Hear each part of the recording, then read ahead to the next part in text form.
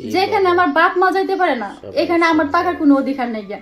কারণ আজকে বিয়ে হয়েছে 4 বছর হয়েছে, কিন্তু আমার বাপ মা আমার শ্বশুর বাড়িতে যাইতে পারে না।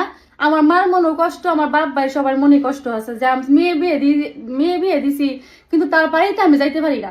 কিন্তু আমি কি করছি, তাদের কারোর কাছে না বললে আমি আমার বাপ মার কাছে চলে আইছি। আমি আর ইমরানের কাছে যাবো না, কারণ যেখানে আমার বাপ মার কোনো অধিকার নাই মেয়ের বাড়িতে যাওয়ার, এখানে আমার কোনো অধিকার থাকার কথাই না। তো আমিও তার কাছে না বললে চলে আইছি। আরেকটা কথা হয়েছে যায়া দেখেন, এতদিন ধরে আমি তার কাছে মানে থাকতেছি, তার তো দরকার ছিল, আমি তো তার বউ। আমি যখন তার কাছে গেছি সে কিন্তু বেকার অবস্থা ছিল, তার কাছে কিন্তু 1 টাকাও ছিল না। সে যে আমার মানে ঝালমুড়ি খাওয়াবো 10 টাকার, তাও তার মার কাছ থেকে টাকা বইলা তারপরে সে আমার টাকা দিছে, মানে ঝালমুড়ি এনে খাওয়াইছে। তো এখন সে এমন একটা পর্যায়ে আছে, সে মানে যে কোনো জিনিস চাইলে, ধরেন আমার একটা ভালো একটা জামা কিনে দেবো চাইলেও সে দিতে পারবে। যে কোনো জিনিস আমি খাবার খেতে মন চাইলে সে আমার দিতে পারবে। এমন একটা পর্যায়ে আমরা চলে এসেছি শুধু আপনাদের এত এত এত ভালোবাসার জন্য।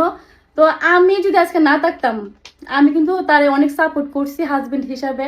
আমার কথা হয়েছে যে এখানে আমার বাপ মা বিয়ে দিছে, আমার হাজবেন্ড কিন্তু বেকার অবস্থা ছিল।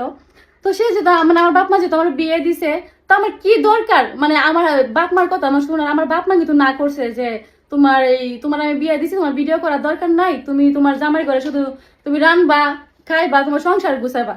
কিন্তু আমি আমি আমি আমার বাপ মার কথা শুনি নাই, না শুনি নাই। ভাবলাম যে আমার জামাই কি বলে, আমার জামাইয়ের মন রক্ষা করছি। তারপর আমার শ্বশুর শাশুড়ি মন কেমনে রাখবো এই চেষ্টা সবসময় করে গেছি। কিন্তু এত কিছু করার পরও দেখেন আমার কোনো দাম নাই, কোনো মূল্যায়ন করছে না তারা। তারা কি করছে, যা করছে মানে যত কিছু করছে আমার হাজবেন্ড, সব কিন্তু আমার হাজবেন্ডের নামই করছে। আমার কিন্তু কিছু দেয় নাই, তারা কিছু দেয় নাই। উল্টা বারো কি করছে, আমার মার নামে উল্টা পাল্টা বদনাম, আমার নামে বদনাম, আমি ভালো না এই সেই, মানে আমারে তারা বাসা থেকে বাইর করার লাগে এত পরিমাণ চেষ্টা করতেছে, এটা বলার মতো না। আমি তার কাছ থেকে চলে যাইলে মানে আমার যে ফ্যামিলি, মানে আমার যে জামাইয়ের ফ্যামিলি, তারা অনেক খুশি হইব। যারা সত্যি কথা, আমি কারো নাম বলতে চাইতেছি না যে কে সে, আমি নাম বলার কোনো প্রয়োজন নাই। আমার একটা কথাই যে আমি যদি এত কষ্ট করে থাকি বা পরিশ্রম করে থাকি, ওইটা আল্লাহ বিচার করো। আর আমি ইমরানের কাছে যাইতেছি না। আরেকটা কথা হয়েছে যে আমি আর ক্যামেরাতে কোনো ভিডিও করবো না, ইমরানের সাথেও ভিডিও করবো না, আমি নিজেও কোনো একলা একলা কোনো ভিডিও করবো না। তো আমার সাথে আছে আমার আব্বা, আর সাথে আছে আমার আম্মা। আর আম্মার কিন্তু মানে শরীর ভালো না, খুবই খারাপ শরীর তার। তো সে কিন্তু আমার টেনশনে এত, আমার টেনশনে দেখেন শরীরে কি অবস্থা, সে কিন্তু এমন ছিল না। দেখেন মুখের চেহারা কি হয়েছে, শুধু আমার জন্য শুধু কান্দে।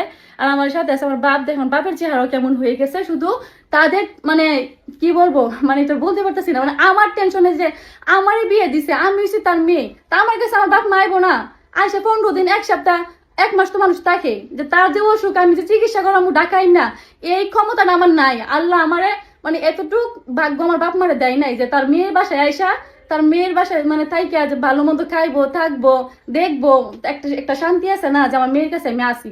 কিন্তু এতটুক মানে ভাগ্যের নাই তাদের। এই সে কথা। যাই হোক, এত কিছু আমি বলতে চাইতেছি না। তো আমার একটা কথা আসলে, আমি যে কথা কইতেছি আমার প্রচুর কষ্ট হইতেছে, মনে হইতেছে আমার যে বুকের মধ্যে কি মানে কোন কিছুটা চাপা দিয়ে রাখছি, মানে এরকম মানে হাত দেখে আমার হাতটা কিন্তু কাঁপতেছে, একজন আমি কথা বলতে পারতেছি না। তো যাই হোক, তো আমার মার জন্য সবাই দোয়া করবেন। সে অনেক অসুস্থ, মানে শরীর তার ভালো না অনেক। তো আমি আর ক্যামেরাতে আসবো না, কোনো ভিডিও করবো না। আর ইমরানের সাথে আমি ভিডিও করতেছি না আজকে। প্রত্যেককে সবাই আমাদের জন্য দোয়া করবেন আর আমাদের পাশে থাকবেন। আল্লাহ হাফেজ।